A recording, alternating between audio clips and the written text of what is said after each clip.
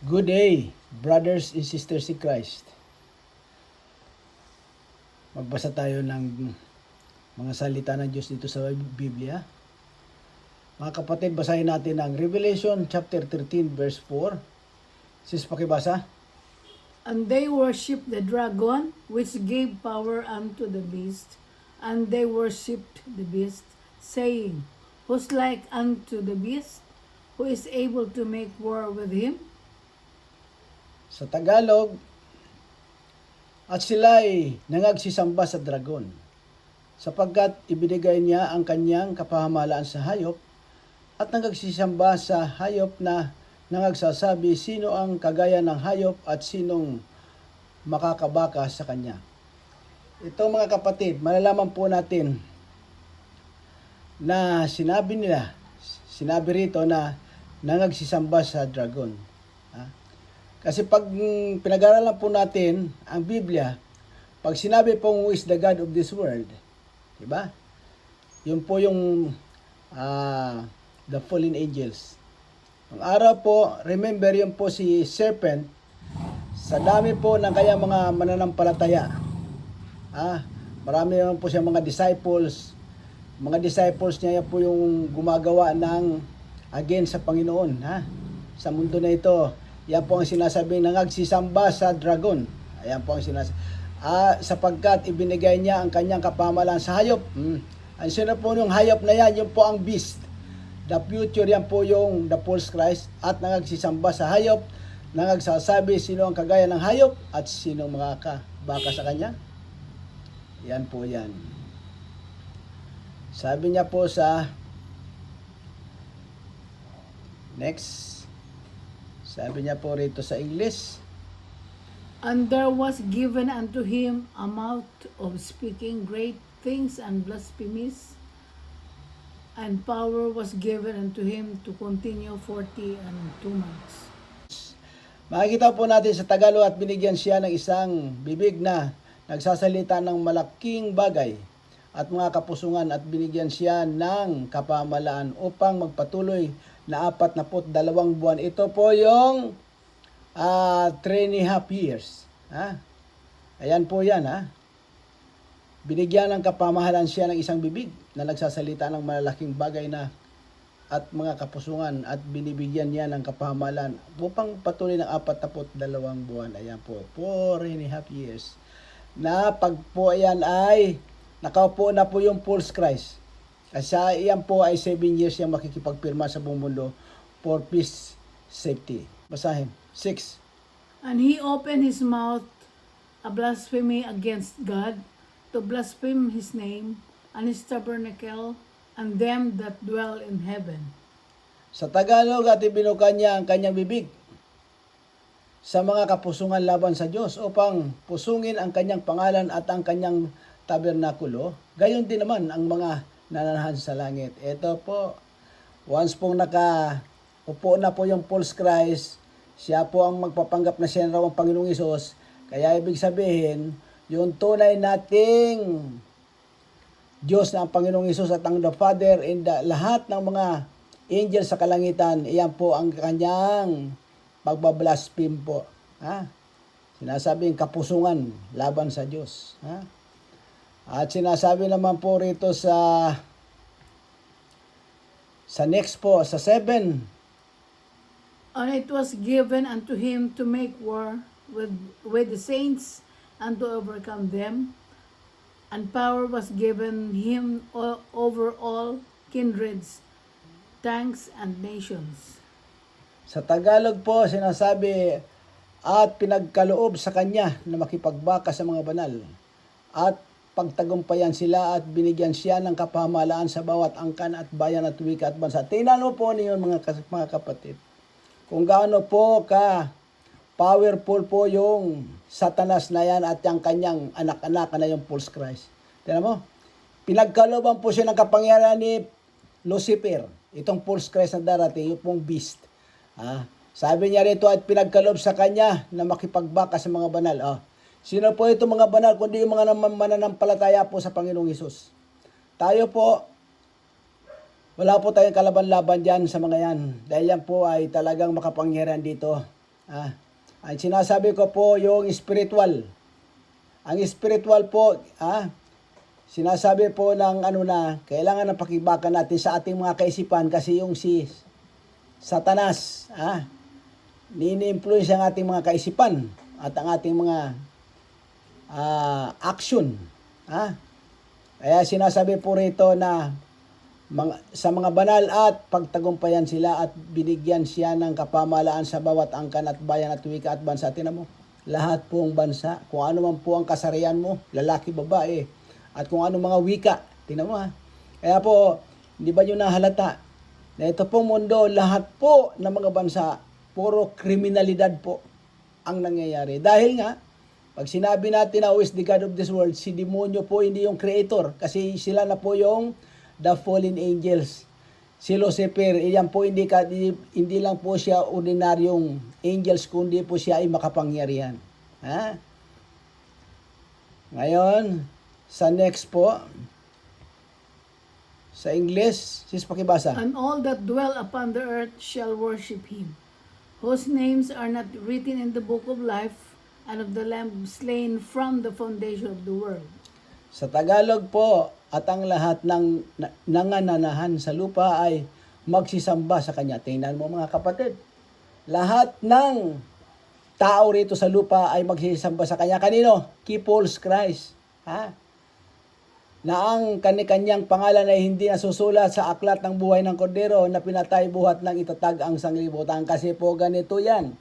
Kung sa ngayon po, tayo po ay nakasulat pa sa Book of Life, pag yan po, nakaupo na po yung false Christ kasi sinasabing worship of the beast, receiving the mark of the beast, ipagkakanulo na po natin ang pangalang Isukristo. Yung ating creator, ipagkakanulo na, pagpapalit na po natin sa isang impostor na ito. Ano po mangyayari?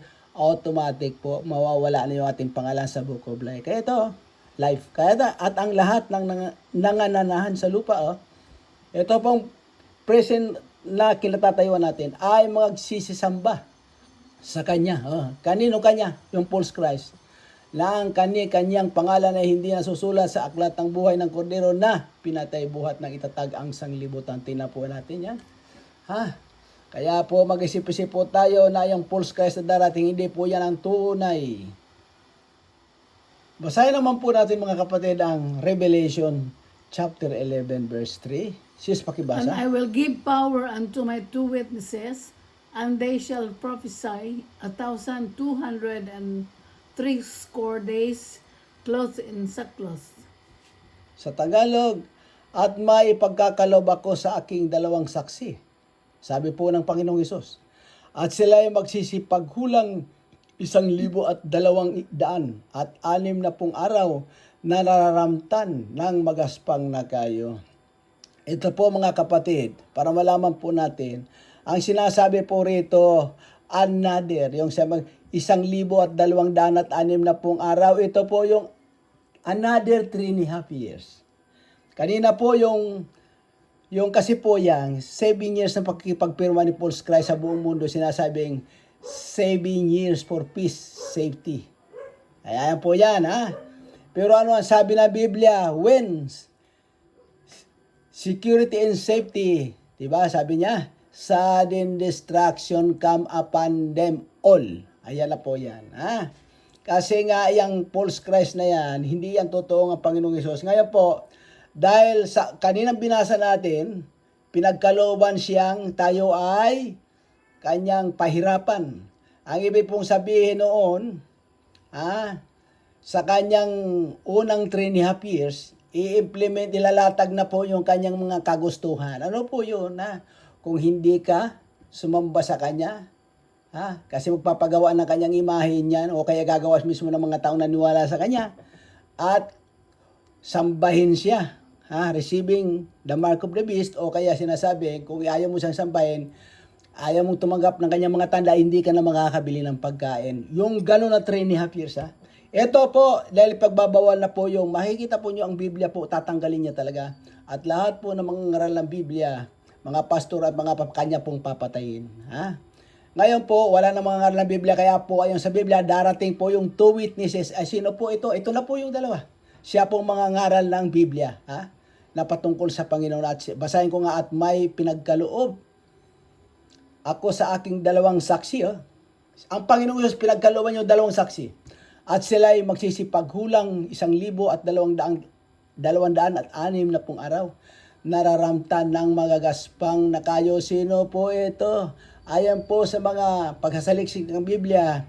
Sinasabi po ito pong darating ay wala pong iba kundi si Moises at si Elijah. Yung mga unfinished business po nila nung araw, ngayon po ay mapifinish na nila yon.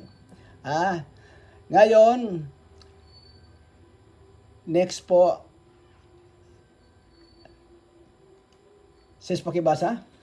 These are the two olive trees and the two candlesticks standing before the God of the earth.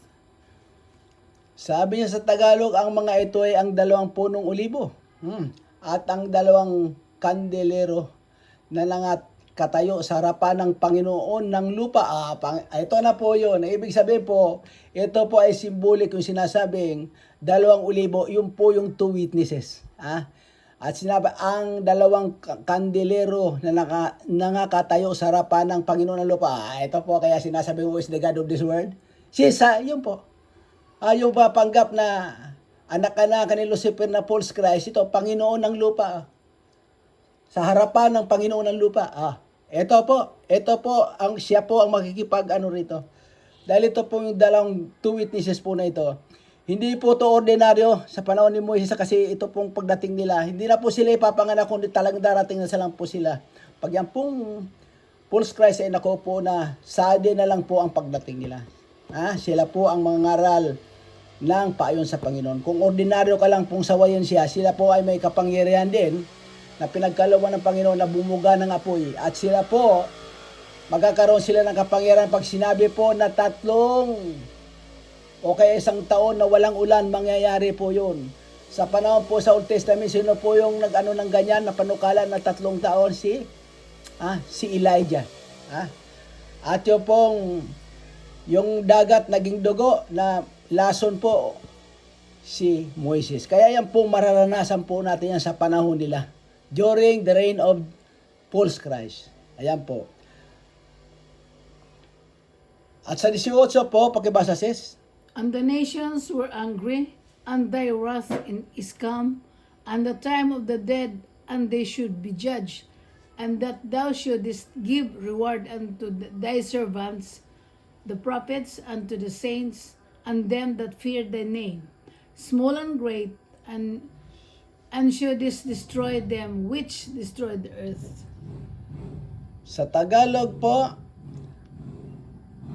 at nangagalit ang mga bansa at dumating ang iyong puot at ang panahon ng mga patay upang manghatulan at ang panahon ng pagbibigay mo ng gantimpala sa iyong mga alipin na mga propeta at sa mga banal at sa mga natatakot sa iyong pangalan, maliliit at malalaki, at upang ipahamak mo ang mga nagpapahamak ng lupa. Ito po yung second coming ng Panginoon na sinasabing, sabi niya yung paghiganti o yung vengeance, hindi po sa atin kundi sa Kanya. Ito na po yun.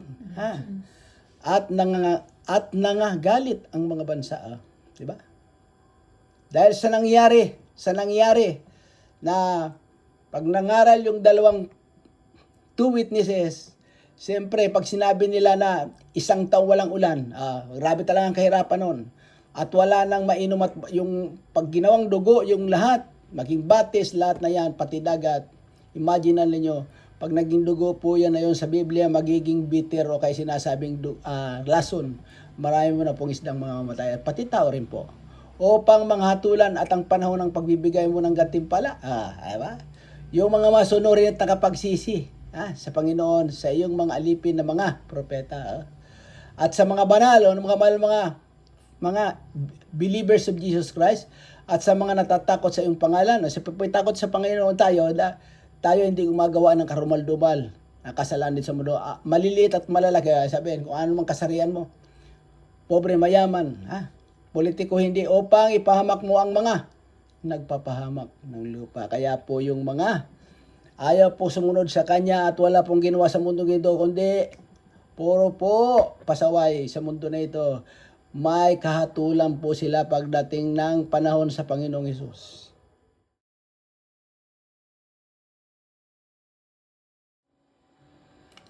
Basahin po natin mga kapatid ang Revelation chapter 11 verse 4. 5. Sis, pakibasa. And if any man will hurt them, fire proceedeth out of their mouth and devoureth their enemies. And if any man will hurt them, he must in his manner be killed. Sa Tagalog, at kung nasain ng sinuman na sila ay ipahamak. Ito po yung dalawang two witnesses. Ay apoy ang lumalabas sa kanilang bibig. Oh. Ito po, basta hindi po sila pangkaraniwan. At lumalamon sa kanilang mga kaaway. At kung naisin ng sinuman na sila ay ipahamak ay kailangan ang mamatay sa ganitong paraan. Ayan po yan. Yung dalawa po, kung ordinaryo lang magbabalaspheme sa kanila, hindi po pwede. Kasi may pinagkaloban din po sila ng Panginoon ng kapangyarihan na bumuga ng apoy. At pwede po sila magpatigil ng kung ano-ano man sa panahon. Ngayon po sa susunod, sis pakibasa sa 6. They have power to shut heaven, and it rain not in the days of their prophecy, and have power over waters to turn them to blood, and to smite the earth with all plagues as often as they will. Sa Tagalog, ang mga ito ay may kapangyarihang magsara ng langit. Sino po yung dalawang two witnesses? Upang huwag umulan sa loob ng mga araw ng kanilang hula. Sino po ang nakagawa nito nung panahon ni Elijah sa Old Testament? At may kapangyarihan sila na mga tubig na maging dugo. Si Moises naman po yun, at mapahirap ang lupa ng bawat salot sa tuwing kanilang naisin. Ito po ang kapangyarihan ng two witnesses. Yan po yung si Elijah saka si Moises. Yan po ay darating po. Pag nakaupo na po yung false Christ, nagbawal na po ang Biblia. Kasi buburahin po na false Christ ang pangalang ng Panginoong Hesus. Ito po ang sasalida po. Ayon po sa nakasulat. Kaya importante po sa atin ang Revelation o kaya Apokalipsis. Sa 7 po. Ayan po yan. Basahin po. And when they shall have finished their testimony, the beast that ascended out of the bottomless pit shall make war against them, and shall overcome them, and to kill them. Sa Tagalog po, at pagka natapos nila ang kanilang patutuo. Ano po yung patutuo ng dalawa? Kundi po yung the gospel of Jesus Christ. Hanggang sa kanyang second coming, yun po ang patutuo po dyan, na ang Panginoong Hesus hindi po siya tao, kundi po siya ay nagkatawang tao lang. Ayon po sa Biblia, siya po ay anak ng Father na totoo. Kasi po ayon sa awit.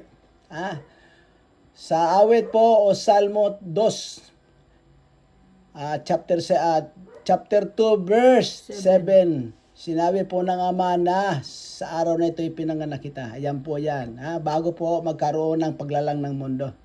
Ito po ang sinasabi. At pagka natapos nila ang kanilang patutuo, ang hayop umahon mula sa kalaliman ay babaka sa kanila. Sino po itong hayop o beast? Yun po yung false Christ.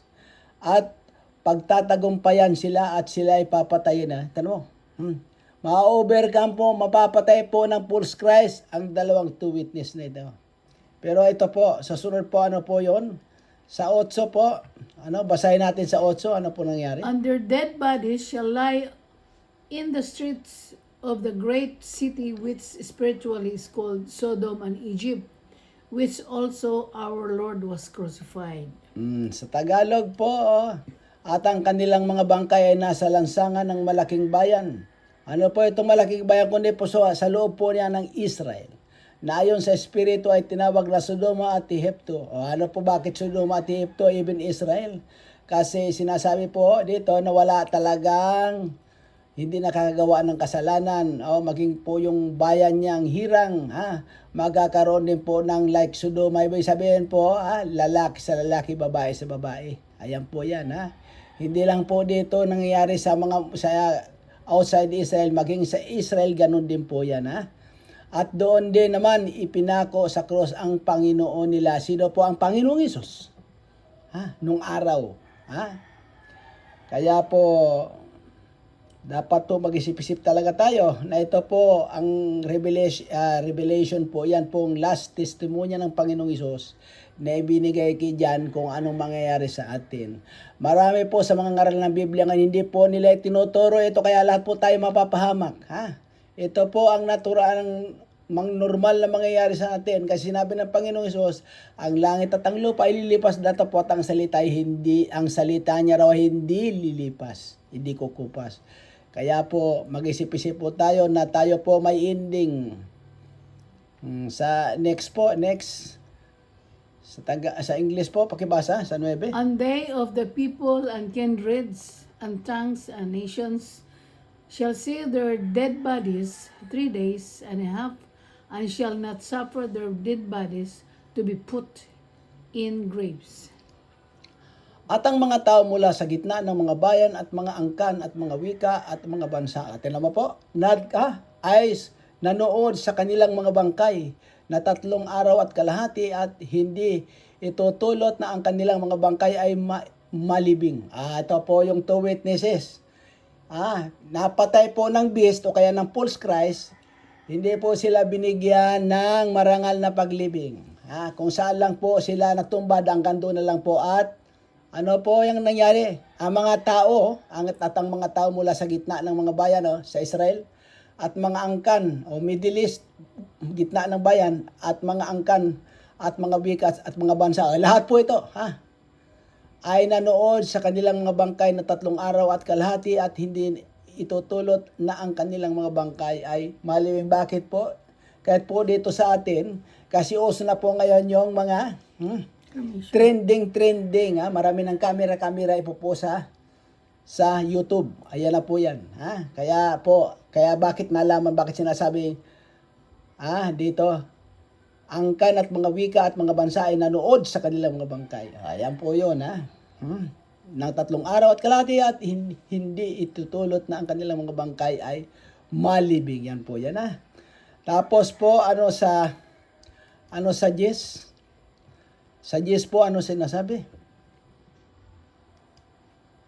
And they that dwell upon the earth shall rejoice over them, and make merry, and shall send gift one to another, because these 2 prophets tormented them that dwelt on the earth. Ito po, at ang mga nanahan sa ibabaw ng lupa, lahat po ito involved. Lahat nananahan sa ibabaw ng lupa ay nangagagalak tungkol sa kanila, nagdiwang pa. At nangatutuwa at sila ay nangagpapadalahan ng mga kaloob. Sapagat ang 2 propetang ito ay nagpahirap sa nangananahan sa ibabaw ng lupa. Kasi po, sa panahon po na yan, ayaw na po nating pasupil talaga. Dahil po, bukod sa wala na tayong pananalig sa Panginoong Hesus, na siyang may lalang ng lupa na ito, kundi ang ating pong ginusto ating mga layaw, tayo po ay nagsumamba na at nagpa-under sa false Christ na yan. Kaya po nung tayo ay binigyan po ng 2 ito ng pahirap, katulad ng walang ulan, yung tubig gagawin niyang dugo. Ito na po ang sukli ng mga tao, nagbunyi pang mga tao sa buong mundo. Nagpalitan pa ng kaloob, parang mas matindi po sa Christmas Day yun pag dumating. Ngayon po, sabi niya sa next, sa 11, ano po nakalagay? And after 3 days and a half, the Spirit of life from God entered into them, and they stood upon their feet, and great fear fell upon them which saw them.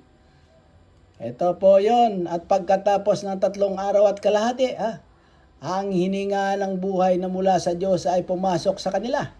At sila ay nangagsitindig at dinatnan ng malaking takot ang mga nakakita sa kanila. Ayan po.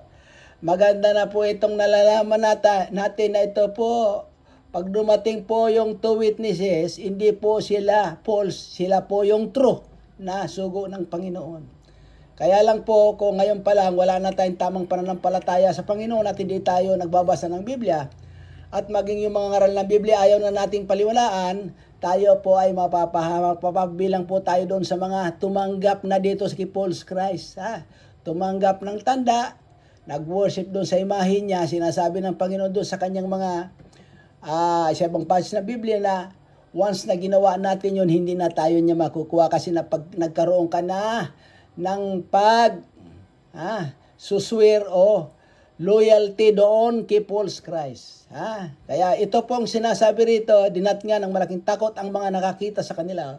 Kaya lang po kung tayo po ay may tanda na po at nag-worship nag-worship po tayo dyan kay False Christ, baka po hindi na talaga tayo makukuha ng Panginoong Hesus. O ano po sa 12? Sa 12 po, ano po yan? And they heard a great voice from heaven saying unto them, Come up hither. And they ascended up to heaven in a cloud, and their enemies beheld them. Sa Tagalog po, at narinig nila ang isang malakas na tinig na nagsasabi sa kanila. Umakyat kayo rito at sila umakyat sa langit sa isang alapap at pinagmasdan sila ng kanilang mga kaaway. Sino po yung kaaway? Tayo po yung mga kaaway. Ayaw maniwala doon sa dalawa na siyang the last hope na tayo ay maligtas, na talagang ipaalala sa atin na tayo talaga ay may lumikha sa atin na Creator. Na sinasabi niya, sinasabi ng Panginoon sa John, ng Panginoong Hesus, sa John 14, verse 6, siya ang daan, siya ang katotohanan, siyang buhay, sa anumang paraan hindi ka tayo makakarating sa Ama kundi sa pamamagitan niya. Ayan po yan. Ganyan po mga senaryo ang ipapahayag po ng dalawang itong two witnesses. Pero ano pa naman po, ayaw pa rin sa atin, wala pong naniniwala. Para pong sa kasalukuyan natin ngayon. Napag dyan po sa YouTube, Facebook, kung patungkol po sa Panginoon sa ating kaligtasan, wala pong nanonood yan. Inaantok. At ang gusto-gusto po natin yung puro kalaswan, yung ginugusto ng flesh and blood, yung medyo kahayaya sa ating pangangatawan. Dugo, yan po yan ang ginugusto natin. Ganito rin po. Kaya tayo po ay mapapahamak yan. Ito po, dapat po samantalahin ninyo ngayon na kayo ay magsisi na talaga dahil ito po, ang pagbabasa po ng Biblia at pagbabahagi ng Biblia, hindi po ito mangyayari sa lahat ng panahon. Ito po ay may hangganan. Kaya samantalahin po natin na makinig sa ganito po. Sa 13 po yan, ano sinasabi sa 13? And the same hour was there a great earthquake, and the 10th part of the city fell. And in the earthquake were slain of men 7,000, and the remnant were frightened and gave glory to the God of heaven. Sa Tagalog, at ng oras na iyon ay nagkaroon ng isang malakas na lindol. Ito na po, ayaw nating maniwala. At kung hindi pa rin kayo maniniwala ngayon, ganito po ang mangyari. Hindi lang po ito sa Israel. Mangyari sa buong bansa po. At nagiba ang 10 bahagi ng bayan. Ang bayan po, Israel. At may nangamatay sa lindol na 7,000 katao. Sa Israel pa lang po ito, 7,000. At ang mga iba ay nangatakot at nangagbigay ng kalwalhatian sa Diyos ng langit. Ayan po yan Ito po talaga mangyayari sa kanya, sa atin lahat dito. Kasi po yung mga kasutilan natin. Pag tayo po rito sa mundo may trabaho, may pera, malakas tayo. Ang Diyos po natin Diyos kundi yung mundo na ito Akala mo walang ending. Kanya pong wawakasan talaga pati tao. Kaya mag-isip-isip po tayo dyan. Basahin naman po natin mga kapatid ang Revelation chapter 11 verse 16. Sis po And kibasa. the 7th angel sounded, and there were great voices in heaven, saying, The kingdom of this world are become the kingdom of the Lord and his Christ, and he shall reign forever and ever. Sa Tagalog, at umihip ang ikapitong anghel at nagkaroon ng malalakas na tinig sa langit at nagsasabi, ang kaharian ng sanglibutan ay naging sa ating Panginoon at sa kanyang Kristo. At siya ay maghahari magpakailan-kailanman, mga kapatid. Pagkatapos po ng trahedya na gano'n, nagkaroon ng matinding lindol, ano po nangyari? At tumihip ang ikapitong anghel. Ito po yung sinasabing ikapitong anghel. Yan po kasi sa ibang passage ng Biblia, yung blowing of seven trumpet po. Seven trumpet po, puro po yung pahirap. Puro po yung pahirap dito sa mundo na ito. Ito po sabi, ikapito na ito, the last trump na ito. Huling tunog ng pakakak na ito. At nagkaroon ng malalakas na tinig sa langit at nagsasabi, ang kaharian ng sanglibutan ay naging sa ating Panginoon at sa kanyang Kristo at siya ay maghahari magpakailan-kailanman. Makikita mo po yan, Tapos ito na po yung Kristo, ang Panginoong Hesus na tunay, hindi po yung false Christ. Tapos sa 16 po, ano sa 16? And the 4 and the 20 elders which sat before God on their seats fell upon their faces and worshiped God. Sa Tagalog, at ang 24 na matatanda na nakaupo sa kanyang luklukan sa harapan ng Diyos ay nangagpatira pa at nangagsisamba sa Diyos. Ito po yung 24 elders sa langit po ito. Sa langit po. Okay? Tapos, sa 17, saying, we give thee thanks, O Lord God Almighty, which art and wast and the art to come, because thou hast taken to thee thy great power and hast reigned. Sabi niya po rito sa Tagalog na nangagsasabi, pinasasalamatan ka namin. Sabi ng 24 elders, O Panginoong Diyos na makapangyarihan sa lahat na ikaw ngayon at naging ikaw ng nakaraan, sapagkat hinawakan mo ang iyong dakilang kapangyarihan at ikaw ay naghari. Tignan mo? Ito po, pagbabasahin po natin ulit na nagsasabi, sabi ng 24 elders, pinasasalamatan ka namin, O Panginoong Diyos na makapangyarihan sa lahat. Tignan mo? Makapangyarihan sa lahat, wala naman pong iba kundi ang Panginoong Hesus. Na ikaw ngayon at naging ikaw ng nakaraan. Sabi? Ang Panginoong Hesus, diba? Noon at ngayon. Hindi lang po yung sabihin natin, nagkatawang tao siya, pero bago pa magkaroon ng lupa at langit, nandoon na po siya sa Ama. Kaya lang po siya pinanganak dito, ayon pa sa Old Testament sinasabi, para tayo ay maligtas. Yan po ang totoo dyan. Sapagkat tinawakan mo ang iyong dakilang kapangyarihan at ikaw ay naghari. Ayan po yan, Sa 18 po, sis pakibasa. And the nations were angry, and thy wrath to come, and the time of the dead they should be judged, and that thou shouldest give reward unto thy servants, the prophets, unto the saints, and them that fear thy name, small and great, and shouldest destroy them which destroy the earth. Sa Tagalog po, at nangagalit ang mga bansa at dumating ang iyong puot at ang panahon ng mga patay upang mahatulan at ang panahon ng pagbibigay mo ng gantimpala para sa iyong mga alipin na mga propeta at sa mga banal at sa mga natatakot sa iyong pangalan, maliliit at malalaki, at upang ipahamak mo ang mga nagpapahamak ng lupa. Ito po yung panahon niya sa second coming niya. Ano po rito? Wala na pong sabihin mo, marami po sa atin, God is love, love, love. Totoo po yan, God is love. Pero God, consuming fire.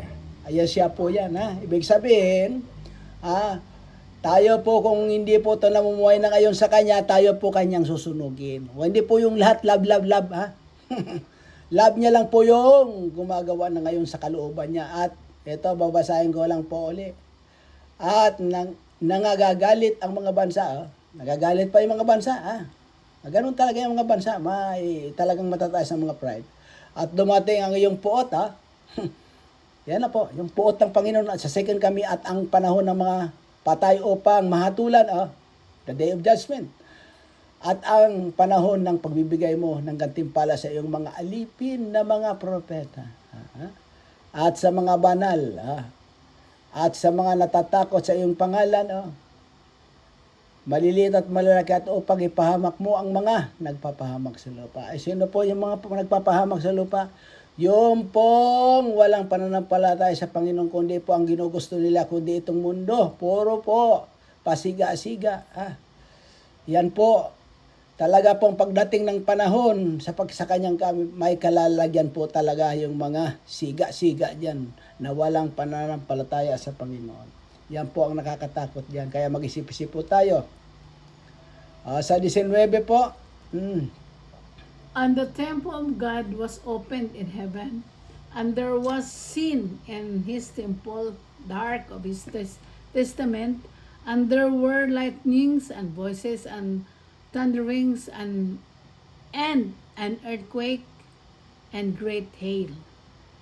sa Tagalog, at nabuksan ang templo ng Diyos na nasa langit, at nakita sa kanyang templo ang kaban ng kanyang tipan, at nagkaroon ng mga kidlat at mga tinig at mga kulog, at isang lindol at malaking granizo. Ito na po yun, Kaya po pag nabuksan yung langit, mahirap na po yan. Parang painding na po yung kasi malalaking granizo. Ano po yung mga kometa po? Babagsakan na po dito yan. Ang problema po dyan, akala natin tayo tapos na. Doon pa lang na po, pag tayo po nawala na rito sa mundo, pag tayo po namatay, makikita po natin ang the real life. Kasi po, sinasabi ng Biblia, masama, mabuti tayo po ay kanyang bubuhayin. Sa second life, pag tayo po ay naging ganap ng kaluluwa, ang kaluluwa po, yung katawan, katulad po ng katawan ng Panginoong Hesus na siya ay nabuhay pagkatatlong araw. Katulad din po ng katawan ni Adam sa kasi Eva that time. Yan po, wala na pong kamatayan yun. Kaya mag-isip-isip po tayo na tayo po ay winawarningan na ng Biblia. Basahin naman po natin mga kapatid ang Revelation chapter 19 verse 17. Sis, pakibasa. And I saw an angel standing in the sun, and he cried with a loud voice, saying to all the fowls and fly in the midst of the heaven, Come and gather yourself together unto the supper of the great God. Sabi niya sa Tagalog, at nakita kong nakatayo ang isang anghel sa araw na siya sumisigaw ng malakas na tinig na nagsasabi sa lahat ng mga ibong lumilipad sa gitna ng impapawid. Hali kayo at mga katipon sa dakilang hapunan ng Diyos. Mga kapatid, Ito po yon. Sa next po, sa 18, ano po sinasabi? Sis, pakibasa. There may be eat the flesh of the kings and the flesh of captains and the flesh of mighty men and the flesh of horses and of them that sit on them and the flesh of all men, both free and bond, with small and great. Sa Tagalog, upang kayo makakain ng laman ng mga hari at ng laman ng mga pangulong kapitan at ng laman ng mga taong makapangyarihan at ng laman ng mga kabayo at mga nakasakay dito at ng laman ng lahat ng mga taong laya at mga alipin man o maliliit at malalaki. Ito po yung kanyang papatayin po sa second coming ng Panginoon. Dahil po, sa Biblia po, lalaban pa po ang puwersa ng tao sa Creator sa second coming niya. Yung sinasabi po ang Gog and Magog war po na mangyari sa Israel. Ngayon po, ito po ang mangyayari sa mga papatay ng Panginoon na sinasabi upang kayo makakain ng laman ng mga hari. Kita mo? Hindi po sabihin natin kung hari ka, special ka sa Panginoon. Hindi po. At ng laman ng mga pangulong kapitan. At ng laman ng mga taong makapangyarihan. Kaya po, akala ninyo, kayo ay special. Hindi po. Kundi po tayo gumagawa na ngayon sa Panginoon, hindi po tayo special. At ng laman ng mga kabayo at ng mga nakasakay dito at ang laman ng lahat ng mga taong laya at mga alipin man at maliit malaki. Ito po lahat po, wala pong sasantuin sa second coming ng Panginoong Hesus. Pag hindi po tayo namuhay na ngayon sa kanya, ay ito talaga mapasama tayo sa kanyang papatayin.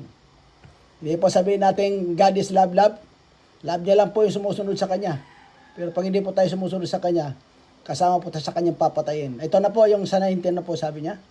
And I saw the beast and the kings of the earth and their armies gathered together to make war against him that sat on that horse and against his army. Ito po yun ha. At nakita ko ang hayop at ang mga hari sa lupa at ang kanilang mga hukbo na nangagkakatipon upang makibaka laban doon sa nakasakay sa kabayo at laban sa kanyang hukbo. Ito po yung Gog and Magog war. Kaya po yung mga bansa po magagathered po yon sa end time prophecy na pagpapaligiran po nilang Israel. Pero yung pagdating ng Panginoon, papatayin talaga niya po lahat. Ito po yun. At nakita ko ang hayop at ang mga hari sa lupa. Sino po yung hayop? Yung beast. Yung false Christ po. Pag nakagobyerno na po yan, siya po ang mag-i-encourage, siya po ang commander lahat ng puwersa ng bansa. Kasi isang gobyerno lang po yan. Lalaban po siya sa Panginoong Isus. Pero diyan po nagkamali. Kasi at nakita ko ang hayop o the beast. Yung false Christ at ang mga hari sa lupa at ang kanilang mga hukbo nangagakatipon upang makipagbaka laban doon sa nakasakay sa kabayo at laban sa kanyang hukbo. Ito po yung second coming ng Panginoong Isus. Nalalabas po sa kanya yung double blade. Mga mata po na may apoy sa kanyang double blade po. Siya po ang susunog lahat dito sa mga tiwaling mga ano nito. Mamakasalanan pong influensya ni Satanas. Ayan po yan O ano po sa next po? Sa 20. Ito po, sige pakibasa, sis. And the beast was taken, and with him the false prophet that wrought miracles before him, with which he deceived them that had received the mark of the beast, and them that worship his image. These both were cast alive into lake of fire, burning with brimstone. At sinunggaban ang hayop at kasama niya ang bulang propeta na gumagawa ng mga tanda sa harapan nito. Ito po yon sa second coming niya. Akala niya tigasin na sila ito na, sinunggaban po sino? Yung hayop, yung beast, yung false Christ. At kasama niya ang mga bulang propeta. Sino po? Kundi yung mga disipulo niya na nag-encourage sa mga tao na tanggapin yung kanyang mga tanda at worship sa kanya. Na gumagawa ng mga tanda sa harapan nito. Na siyang ipinanday sa mga nagsisitanggap ng tanda ng hayop at mga sumamba sa larawan nito. Ito na po yun. Worship of the beast in mark of the beast. Ang dalawang ito ay hinagi sa nabuhay sa dagat-dagat ang apoy at nagliliyab sa asop. Ito po yan, mga kapatid. Kaya po wala po tayong ipagmalaki. Tigasin po tayo ngayon, Pero in the day of the Lord, yung tigas-tigas po natin, kung ano yung tinanim mo siya mong anin, wala, para malaman po ninyo, wala pong, kung sino man hindi pwedeng lumaban po sa Creator, siya po ang Creator ng lahat ng bagay. Kaya wag po nating kalilimutan na tayo ay galing sa alikabok. Hindi po tayo pwedeng magmatigas-tigas dyan. Ito na po yung the beast, the false Christ. At yung kanyang mga disipulo itatapon sa katunggap ng mga tanda. Ito na po. Sila po ang first batch doon sa the lake of fire. Iba po yan sa impyerno. Ito po yung final destination in the day of judgment. Sa next po, sa 21.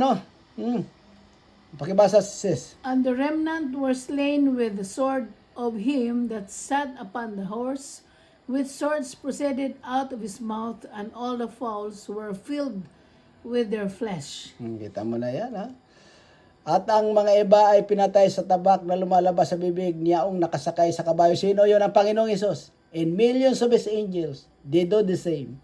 At ang lahat ng mga ibon ay nangabusog sa mga laman nila. Ayan po. Ibig sabihin po lahat ng mga iimbitahan po ng Panginoon, lahat ng kumakain ng laman. Kaya po mag-isip-isip tayo na po ito po ang Biblia ginawa ng Panginoon para tayo warningan. Lalo na po itong revelation o mga revelasyon ng Panginoon kidyan na ito talaga ang mangyayari. Ang Panginoong Isus po ang nagbigay kidyan dito. Kasi po kung ano raw mangyayari sa atin sa huling araw. Kaya po, ayaw nating maniwala. Pasensya na lang po pagka dumating mga panahon na yan, talaga tayo mapapahamak. Akala niyo pag namatay kayo, patay na talaga. Yun pa lang po ang umpisa ng buhay na tunay. Dahil po sinasabi ng Biblia, masama ka mabuti pag tayo binuhay sa naging ganap na kaluluwa. Yun po ang tunay na buhay. Kalain mo kung tayo mapunta nito sa the lake of fire. Habang buhay po tayo doon, wala na pong kamatayan. At wag po natin kalilimutan na yung 5 senses po, kasama po natin yan kahit tayo kaluluwa na. Kaya mararamdaman po natin lahat yan. Tigasin po tayo sa mundong ito, pero doon po wala na tigas-tigas po. Dahil wala na po tayong tinanggal na po sa atin yung free will. The will is to belong to the Creator. Kaya po mag-isip tayo. O paano po, salamat sa mga nakinig. Na sana naman po ang ating nabasa, gawin po ninyo itong tago sa puso ang pananampalataya ninyo at maniwala kayo dahil po ito ay ang pagpapahayag po ng Biblia, hindi po mangyayari sa lahat ng panahon. Tayo po ay nagpapasalamat na kahit papano po narinig po natin ang kanyang mga salita, babala po sa atin patungkol po ito sa ating kaligtasan. In the name of Jesus Christ, Yeshua the Messiah, Amen.